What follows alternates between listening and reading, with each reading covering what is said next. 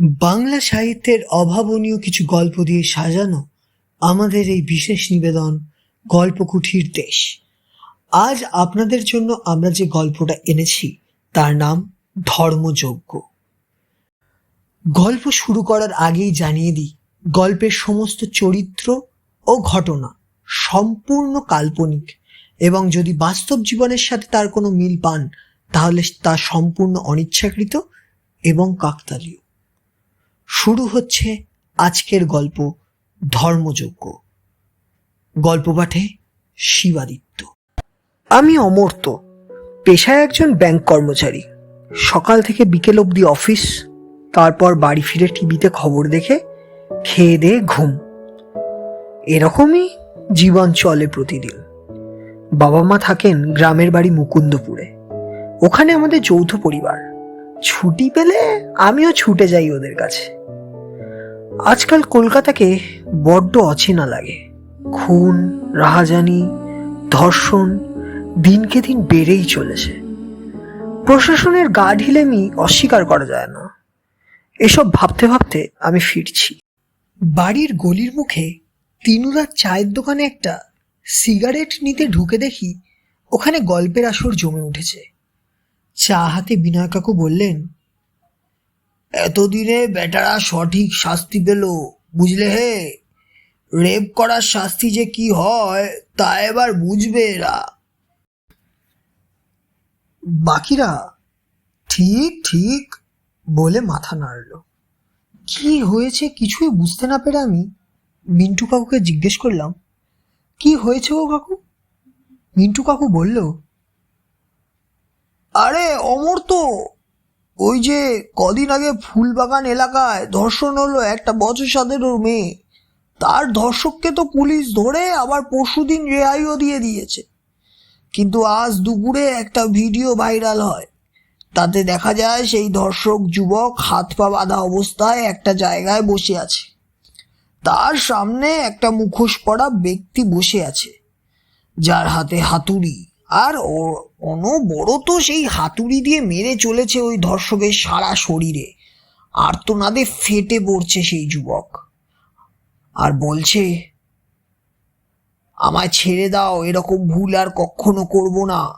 কিন্তু ওই মুখোশ পরা ব্যক্তি থামে না। আস্তে আস্তে সেই ধর্ষকের দেহ লুটিয়ে পড়ে এবং সেই মুখোশ পরা ব্যক্তি ক্যামেরার সামনে এসে বলে,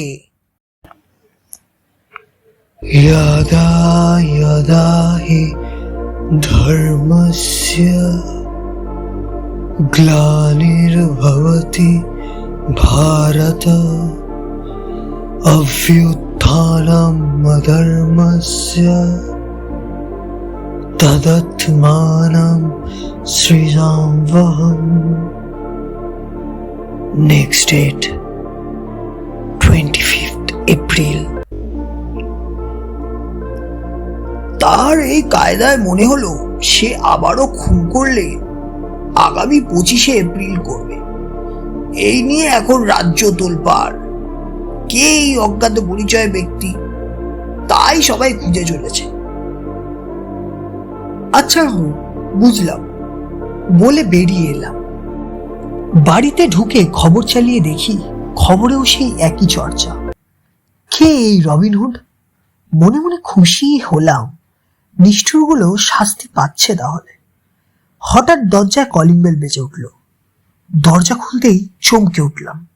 বাইরে হাসি মুখে দাঁড়িয়ে আছে শিবা, আমার ছোটবেলার বন্ধু। আমি বললাম, আরে ভাই তুই দেশে কবে ফিরলি? আয় আয় ভিতরে আয়। শিবা বলল, এই তো পরশু ফিরলাম ফ্রান্স থেকে। 3 মাসের ছুটি, কিছু কাজ আছে মিটিয়ে নিয়ে ফিরে যাব, তাই তোর সাথে ভাবলাম দেখা করে আসি। আমি বললাম, বেশ করেছিস, আজকে রাতে এখানে খেয়ে যাস বুঝলি। খেতে বসে গল্প করতে করতে উঠে এলো আজকের ওই ভাইরাল ভিডিওর ঘটনাটা। শিবা জানতে চাইলো আমার মতামত। আমি বললাম, মনে মনে পুলকিত হচ্ছি তো বটেই যে রেপিস্টগুলো শাস্তি পাবে, কিন্তু কতজনকেই বা ধরে শাস্তি দেবে? এই তো 1.5 মাস আগেই সল্টলেকের রাস্তায় 27 বছরের তরুণীকে 3 জন মিলে গণধর্ষণ করে। তিনজনই শাসক দলের ঘনিষ্ঠ হওয়ায় পুলিশ এদের কিচ্ছু করতে পারেনি। শিবা কিছুক্ষণ চুপ করে থেকে বলল, দেখা যাক কি হয় শেষ পর্যন্ত। আজ বরঞ্চ উঠি রে, পরে আবার আসবো। শিবা যাওয়ার আগে লক্ষ্য করলাম ওর হাতে জড়ানো রুদ্রাক্ষের মালা। অবাক হয়ে জিজ্ঞেস করলাম, কি রে ভাই, তুই তো নাস্তিক ছিলি, তোর আবার ভক্তি কবে দিয়ে এলো? শিবা মুচকি এসে বলল, ভক্তির চক্রব্যূহে আটকে পড়েছি ভাই, স্বয়ং নিজের অস্তিত্ব অস্বীকার করে কি করে, বলে মুচকি হেসে চলে গেল। তেমন কিছু বুঝতে না পেরে আমিও আর মাথা ঘামালাম না। কাজের চাপে জর্জরিত হয়ে ভুলেই গেছিলাম যে আজকেই 25শে এপ্রিল। হয়তো আবার সেই অজ্ঞাত পরিচয় ব্যক্তি কাউকে শাস্তি দেবে। আজ রবিবার, অফিস ছুটি। দুপুরে খেতে বসে নিউজ চ্যানেলে দেখলাম গার্ডেন রিচে একসাথে 3টে দেহ পাওয়া গেছে। মুখে মারা রয়েছে অজস্র পিন, সারা শরীর যেন কেউ থেতলে দিয়েছে ভারী কিছু দিয়ে। ইতিমধ্যে আরেকটা ভিডিও ছড়িয়ে পড়েছে সোশ্যাল মিডিয়ায়। ওই 3জনকে চেয়ারে দড়ি দিয়ে বেঁধে রেখেছে কেউ। সামনে আবার সেই মুখোশ পরা ব্যক্তি, হাতে তার হাতুড়ি আর কিছু বড় পেরেক, তাই দিয়ে সেই ছেলেগুলোর গায়ে ফুটিয়ে দিচ্ছে, আর তাদের আর্তনাদে ফেটে পড়ছে চারিদিক। সেই মুখোশ পরা ব্যক্তি তাদের আঘাত করতে করতে বলে চলে, প্রলয় পয়ধি জলে ধৃত বানসি বেদং বিহিত বহিত্র চরিত্র মুখেদম কেশব ধৃত মীন শরীর জয় জগদীশ হরে জয় জগদীশ হরে।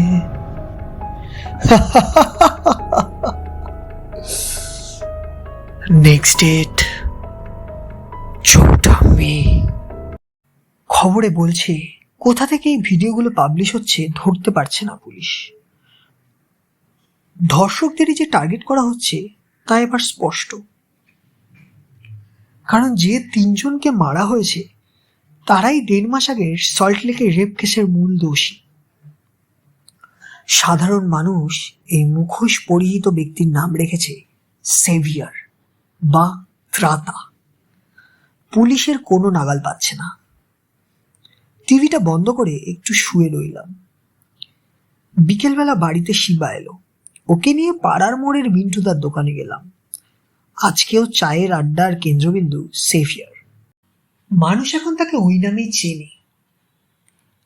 অমিত কাকু বলল, সবই তো হচ্ছে বিকাশ, কিন্তু এই সেভিয়ার সে কি আর পারবে সব ধর্ষকদের শাস্তি দিতে? পুলিশের হাতে একদিন না একদিন ধরা তো পড়বে।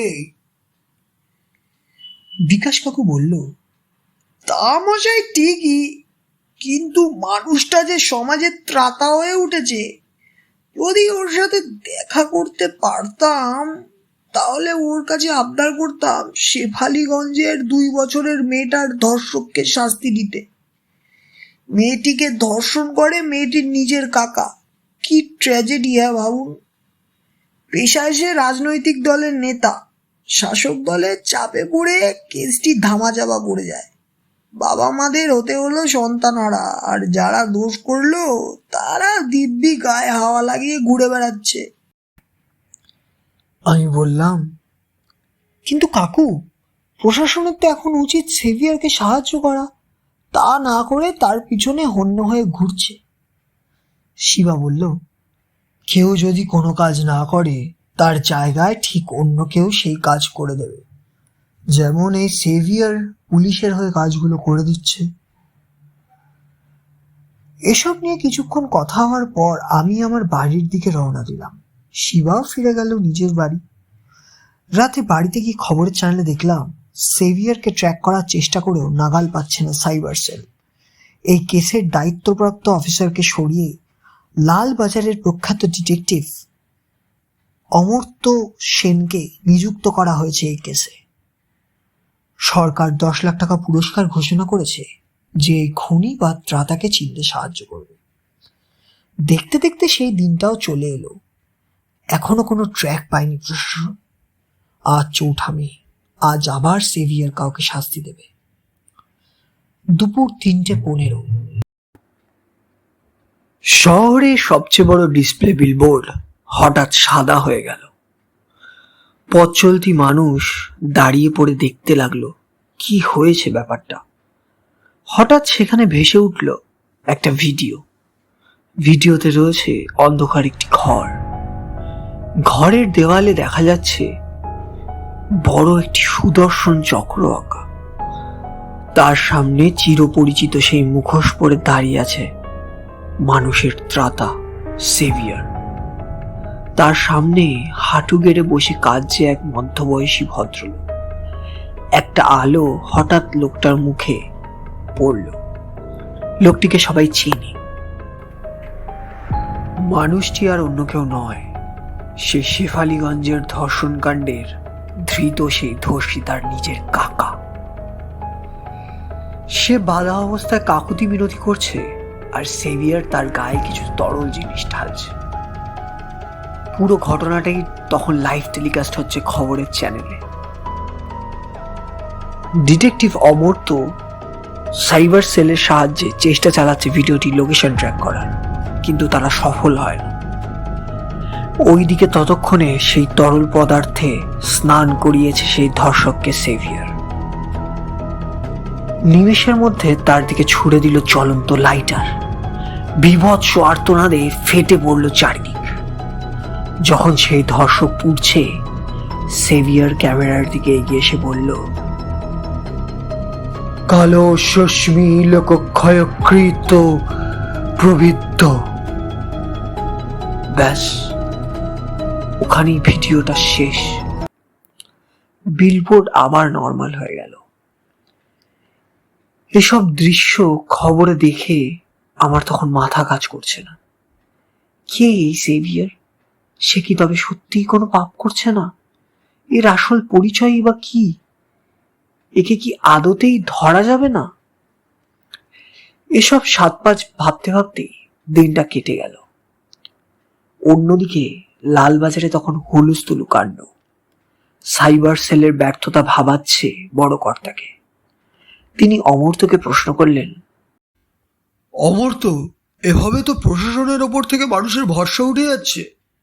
শিগগিরই একে খোঁজার চেষ্টা করো, না হলে কিন্তু আমাদের ওপর চাপ বাড়ছে। অমর্ত্য বলে ওঠে, স্যার, আমার মনে হচ্ছে খুব শিগগিরই একটা খুন হবে। কারণ প্রতিবারের ন্যায় এবারের খুনটা খুনি হাতুড়ি দিয়ে খুন করেনি, আর খুনের শেষে পরবর্তী খুনের দিনও উল্লেখ করেনি। বড়বাবু বললেন, এটাও তো হতে পারে, এটা ওর শেষ খুন। অমর্ত্য বলল, না স্যার, আমার তা মনে হয় না। এই খুনি ধর্ষকদের শাস্তি দিচ্ছে, সাথে আউড়ে দিচ্ছে গীতার কিছু শ্লোক। সে এত তাড়াতাড়ি থামার লোক নয় sir. He is on a mission. বড়বাবু বললেন, তো ওই গীতার শ্লোকগুলো থেকে কিছু কি হিন্টস পেলে? অমর্ত্য বলল, এগুলোতে কোনো হিন্টস নেই স্যার। এগুলো শুধুই এক একটা স্টেটমেন্ট। ও শিকারদের শাস্তি দিচ্ছে আর শুনিয়ে যাচ্ছে তাদের কিছু বাণী। এই শেষ শ্লোকটার মানে হচ্ছে, আমি কাল, আমি পাপের বিনাশকারী। তোমরা শুধু শরীর মারো, আমি মারি পাপ। বলেই অমর্ত্য বলে, স্যার, আমি কিছু ইদানিং ঘটে যাওয়া রেপ কেস এবং শাস্তি না পাওয়া রেপিস্টদের লিস্ট বানিয়েছি। লিস্টটা অনেক লম্বা স্যার। এটার জন্য খানিকটা দায় তো আমাদেরও। আমার বিশ্বাস ওই ব্যক্তি এই লিস্টের কাউকেই মারবে। পরদিন সকালে সোশ্যাল মিডিয়ায় আবারও দেখলাম ফিরে এলো সেভিয়ার। তার সামনে পড়ে আছে এক ব্যক্তি, তাকে সবাই আমরা চিনি। তার নাম ডক্টর অমর পাল, যিনি 1 মাস আগে জেল থেকে বেরিয়েছেন জামিনে। হসপিটালের এক নার্সকে ধর্ষণ করে জেলে যান, কিন্তু তারপরে তথ্য প্রমাণের অভাবে জামিনে ছাড়া পান। সেভিয়ার তার সামনে দাঁড়ানো, হাতে তার হাতুড়ি, তাই দিয়ে আঘাত করে চলেছে অনবরত তার শরীরে, আর আউড়ে যাচ্ছে, না জয়তে স্মিয়তে বা কদাচিৎ, নয়ং ভূত্তা ভাবিত বা না ভূয়, অজনিত্যং শাশ্বতায়ং পুরাণ ন হন্যতে, হন্যমানে শরীরে। ডক্টর অমল পালের দেহটি নিথর হয়ে পড়ে রইল। সেভিয়ার দেহটার উপরে পা দিয়ে হেঁটে এসে বলল, নেক্সট ডেট 12ই মে। ভিডিও বন্ধ হলো। আমিও আমার কাজে মন দিলাম। অন্যদিকে অমর্ত্য এবং সাইবার সেল মিলে কিছু ক্লু খুঁজে পায়। সেই ক্লু খুঁজে পেয়ে তারা একটি পুরনো কারখানাকে চিহ্নিত করতে পারে। তারা সেখানে পৌঁছায় এই আশ্বাসে যে তারা সেখানে সেভিয়ারকে ধরতে পারবে। কিন্তু সেখানে গিয়ে অমর্ত্য খুঁজে পায় একটি ঘর, যেখানে দেওয়ালে আঁকা আছে সুদর্শন চক্র, ঠিক যেমন তারা সেই ভিডিওটাতে দেখেছিল। ছড়িয়ে ছিটিয়ে রয়েছে চারিদিকে মহাভারতের প্রচুর পাণ্ডুলিপি, রয়েছে কিছু পুরাণ। সেগুলো নেড়েচেড়ে কিছু কিছু সঙ্গে করে নিয়ে আসে অমর্ত্য। সেগুলোকে ভালো করে ঘেঁটে অমর্ত্য বুঝতে পারে এই সেভিয়ার নিজেকে কলিযুগের ভীম মনে করে। ভীমের গদার বদলে তাই তার হাতিয়ার হয়েছে হাতুড়ি। সে প্রতিটা ধর্ষিতাকে মনে করে দ্রৌপদী এবং ধর্ষকদের মনে করে দুর্যোধন। তাই সে তাদেরকে শাস্তি দিয়ে সমাজে শুদ্ধিকরণ করতে চাইছে। অমর্ত্য পরের দিন প্রেস কনফারেন্স করে জানায়, আমরা জানতে পেরেছি খুনির মোটিভ। সে নিজেকে মহাভারতের ভীম মনে করে। সমস্ত রেপিস্টকে সে মারছে দুর্যোধন ভেবে, কারণ সে প্রত্যেকটি ধর্ষিতাকে মনে করে দ্রৌপদী, আর তাই তার অপমানের বদলা নিচ্ছে সে। এসব খবর দেখার পর অফিসে বেরাবো বলে বেরালাম।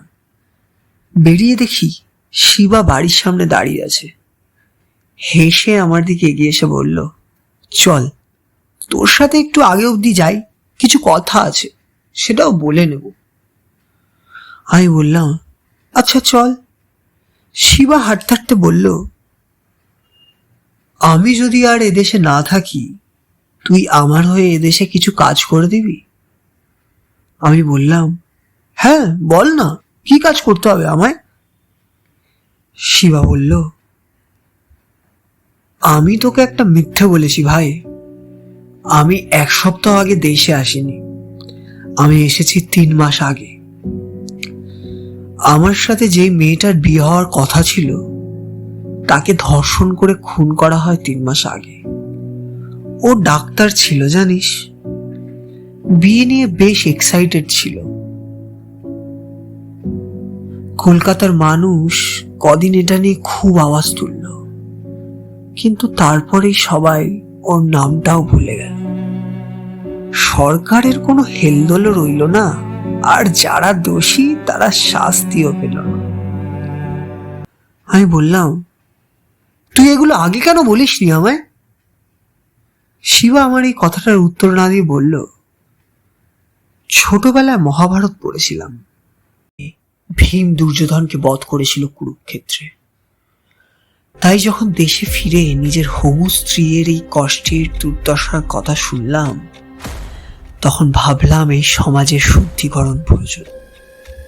তাই সাম্প্রতিক কিছু হয়ে যাওয়া ধর্ষণ কাণ্ডের রেপিস্টদের লিস্ট বানালাম। এই রাজ্যে ধর্ষকদের যে শাস্তি হয় না তা আমার বোঝা হয়ে গেছিল। তাই ঠিক করলাম নিজেই যতটা পারবো পাপের বিনাশ করব। আমি বললাম, তার মানে কি তুই এই খুনগুলো করেছিস? শিবা শান্ত স্বরে বলল, খুন তো আমি করিনি ভাই, শুধু দোষীদের প্রাপ্য শাস্তিটুকু দিয়েছি। যে রাজ্যে ধর্ষকদের শাস্তি হয় না, সেই রাজ্যে ত্রাতাদের শাস্তি হয় আমি তা জানি। হয়তো আমারও শাস্তি হবে, কিংবা মহাকাল আমার জন্য ভেবে রেখেছে অন্য কিছু। সে যাই হোক, আমি যদি আর না থাকি, তুই কি পারবি আমার হয়ে দোষীদের শাস্তি দিয়ে যেতে? আমি অবাক হয়ে বললাম, এসব তুই কি বলছিস বলতো? তুই দোষ করেছিস এটা মেনে নে শিবা, আর আমি তোর কোনো সাহায্য করতে পারবো না এই ক্ষেত্রে। ইচ্ছে করছে তোকে পুলিশের হাতে ধরিয়ে দিই। ধর্ম রক্ষা করতে গিয়ে হত্যা করাটাও যে অধর্ম, সেটা হয়তো তুই ভুলে গেছিস। শিবা একটু থেমে বলল, অধর্মকে নাশ করতে হলে যদি আমায় অধর্ম করতে হয়, তাহলে সেটা ধর্ম। আমি চেয়েছিলাম তুই আমার অভিমন্যু হ, পাপের চক্রবয়ে ঢুকে শাস্তি দিয়ে ধর্ষকদের। আমি কিছু উত্তর না দিয়ে অফিসের দিকে পা বাড়ালাম। না, পুলিশকে আর কিছু বলে উঠতে পারিনি। এতদিন মাথার মধ্যে শুধু ঘুরে গেছে শিবার বলা কথাগুলো। আমাকেই কেন বেছে নিল? ও কি তাহলে সত্যি কোনো ভুল করেনি এতগুলো খুন করে?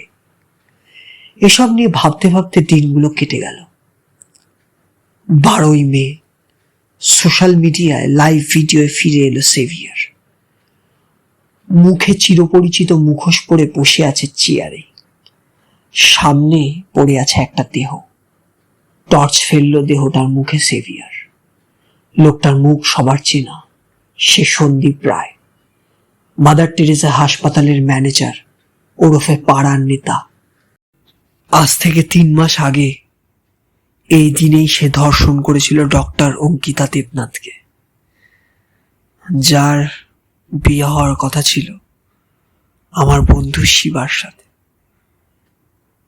সেভিয়ার বলে উঠল, यदि धर्मं इच्छासि सत्यरूपं तर्हि आत्मनं कुरु नैयज्ञं पापं न हन्य न पापकनं न्यायं आरभते आत्मविचारत। সন্দীপ রায়ের মুখটা থেতলে দিল হাতুড়ি দিয়ে সেভিয়ার।